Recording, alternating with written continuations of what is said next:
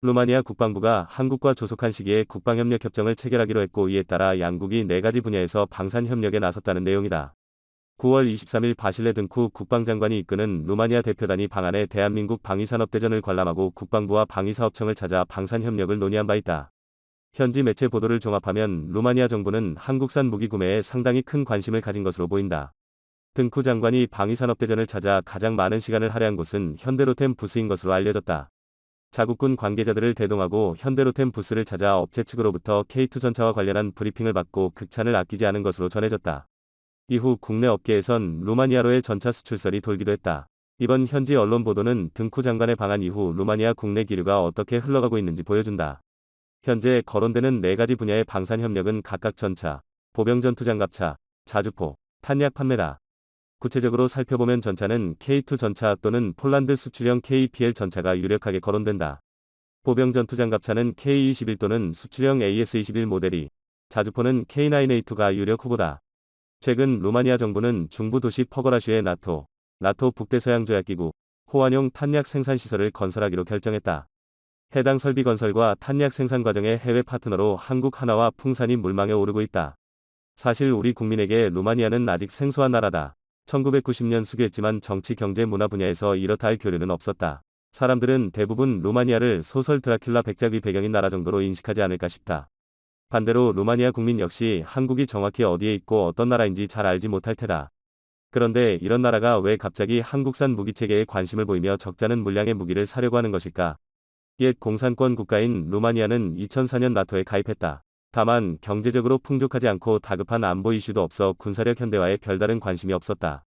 그러나 올해 들어 러시아와 우크라이나 전쟁으로 동유럽에서 군비 증강이 촉발됐다. 루마니아 역시 올해 국방비를 GDP, 국내 총생산 대비 2.5% 수준으로 높이고 향후 국방비를 GDP 대비 3%대 이상으로 늘리겠다고 천명하면서 군사력 증강에 착수했다. 루마니아는 폴란드와 함께 나토 최전선 국가다. 과거 나토는 최전선 방어를 위해 옛 주축국 이탈리아와 서독의 재무장을 지원한 바 있다.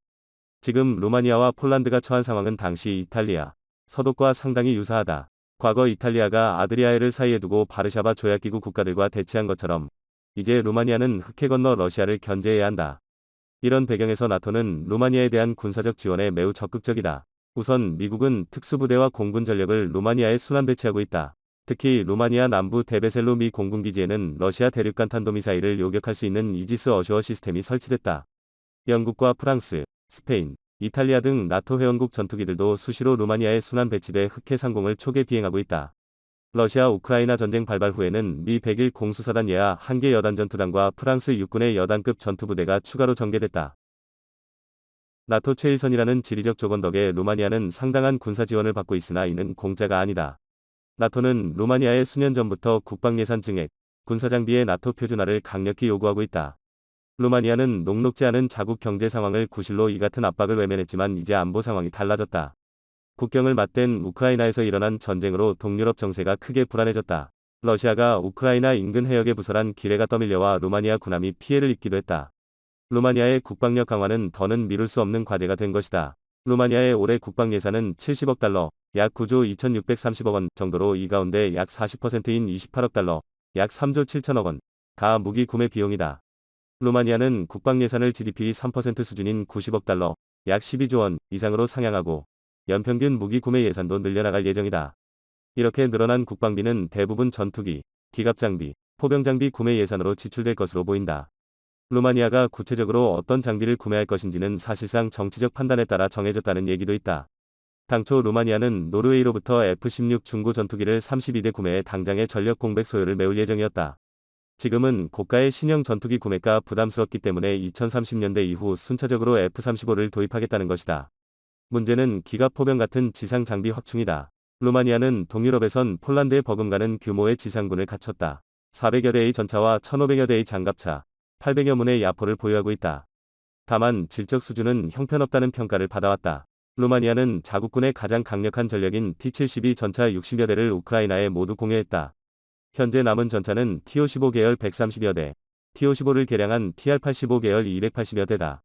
사실상 현대적인 전차전 수행이 불가능한 수준이다.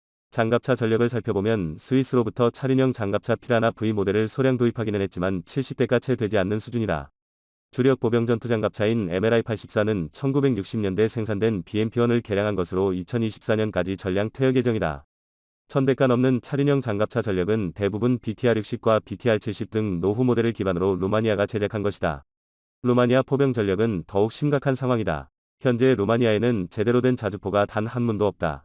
그나마 최신식 화포가 M85로 1980년대 초반 소련 15EMMEA-26 견인곡사포를 자체 생산한 모델이다.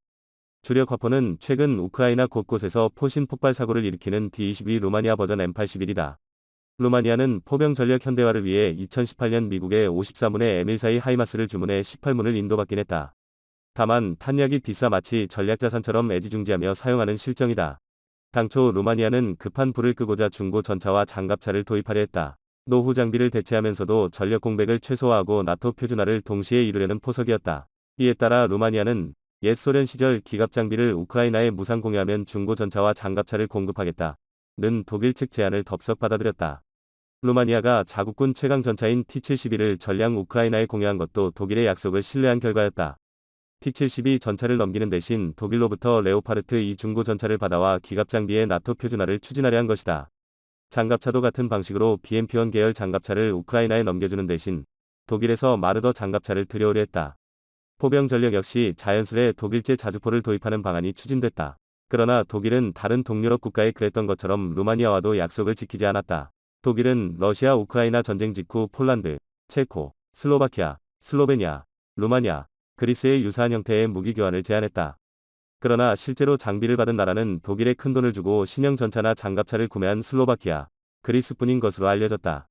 사실 독일은 이들 국가에 공급할 만큼 충분한 양의 중고 전차나 장갑차 재고가 없다. 동유럽 국가가 일단 우크라이나의 기갑 전력을 공유하면 재고가 없다며 자국산 신형 전차 구매를 제한하고 나섰다. 이 때문에 최근 독일은 동유럽 국가들과 외교적 마찰을 빚고 있다. 그 최대 피해자라 할 수 있는 폴란드는 독일 행보의 격분에 한국과 방산협력에 나섰다. 독일제와 비교하면 성능은 대등하거나 그 이상인 반면 가격은 절반 이하고 납기는 2배 이상 빠른 한국산 기갑 장비를 기술 도입 형태로 현지 생산하겠다는 것이다. 이에 따라 폴란드는 한국과 방산협력으로 자국군 소요를 충당하고 비슷한 처지의 동유럽 국가에 무기를 수출하는 방안을 검토하고 있다. 최근 루마니아가 한국산 전차와 장갑차, 자주포 도입을 추진하는 것도 이와 같은 맥락이다. 루마니아군의 노후 기갑 장비를 대체하는 소요는 전차 400여 대, 보병 전투장갑차 140여 대, 보병 수송을 위한 차륜형 장갑차 1000여 대와 기존 노후 화포를 대체할 155mm 자주포 수십 문 규모다. 폴란드와 단순 비교하면 상당히 적은 규모다. 하지만 루마니아가 군사력 현대화와 나토 표준화에 적극 나서겠다고 밝힌 이상 장기적으론 그 규모가 훨씬 커질 것이다. 무엇보다 폴란드에 이어 루마니아까지 한국산 기갑 포병 장비로 무장하면 다른 동유럽 국가도 큰 관심을 보일 공산이 크다. 루마니아의 한국산 무기 구매 검토가 실제 계약과 납품으로 이어져 나토 최전선을 지키는 무기가 모두 메이드 인 코리아로 통일되는 날을 기대해본다.